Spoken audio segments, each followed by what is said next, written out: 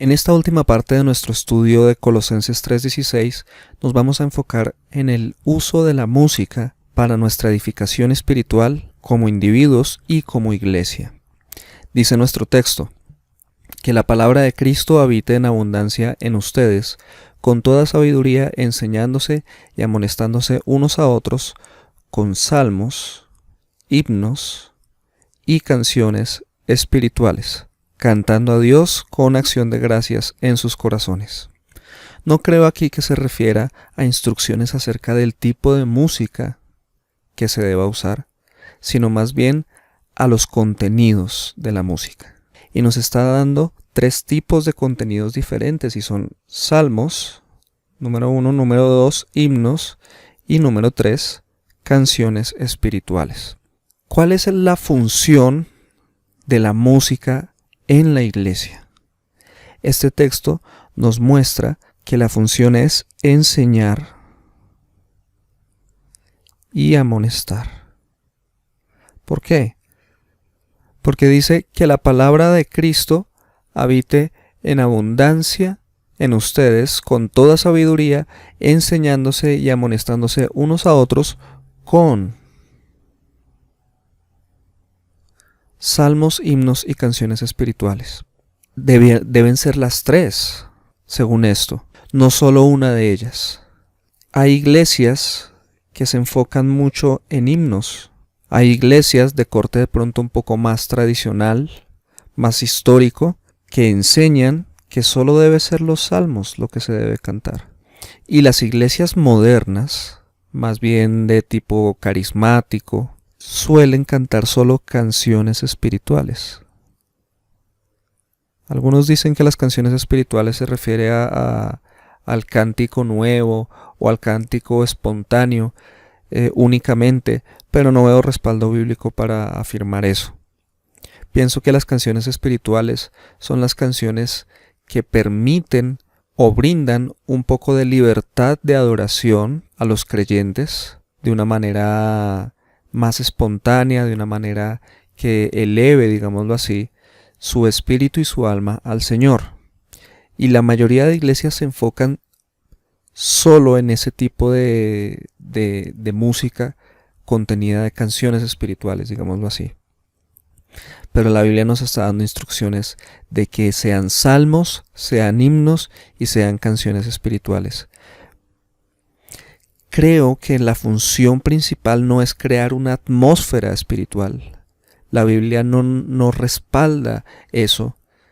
Va mucho más allá y es apenas comprensible que sí se crea una atmósfera espiritual.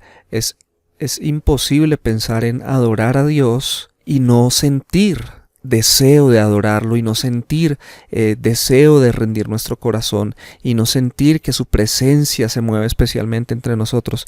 Claro que sí, sí hay una atmósfera espiritual, en mayor o menor grado, pero por supuesto que la hay.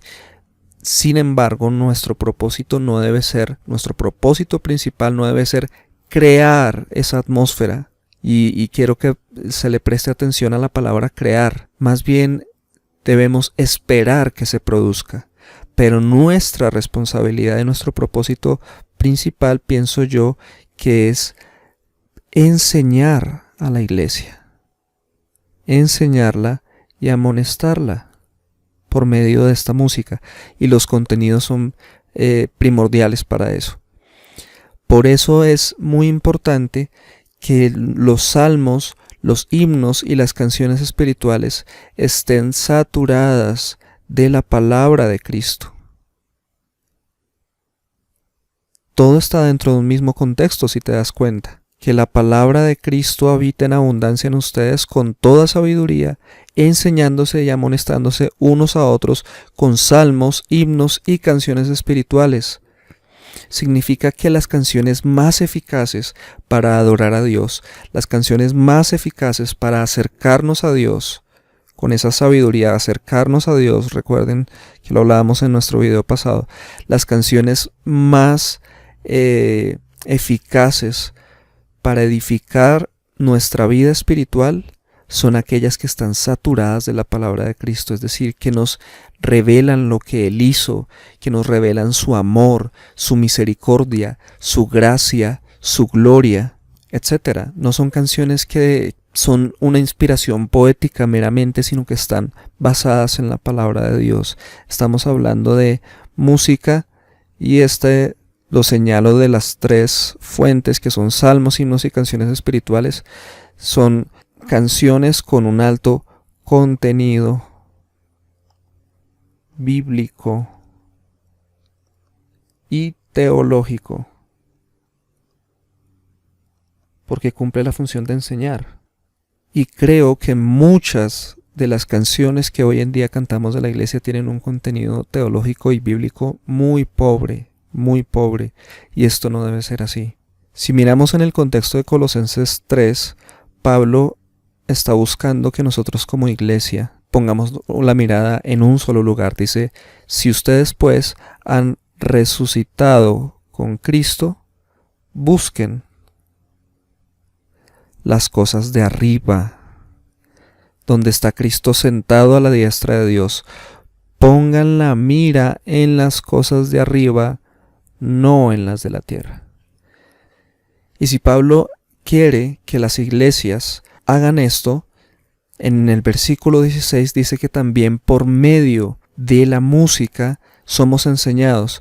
Entonces, cuando hay música que habla de la resurrección nuestra, de la resurrección de Cristo, si nos habla la música del reino de Dios, de la gloria de Dios, la glorificación de Cristo, en vez de las cosas terrenales, hay mucha música centrada en nosotros, en nuestras emociones, en cosas que realmente no nos hacen pensar tanto en Dios, sino pensar más en nosotros mismos.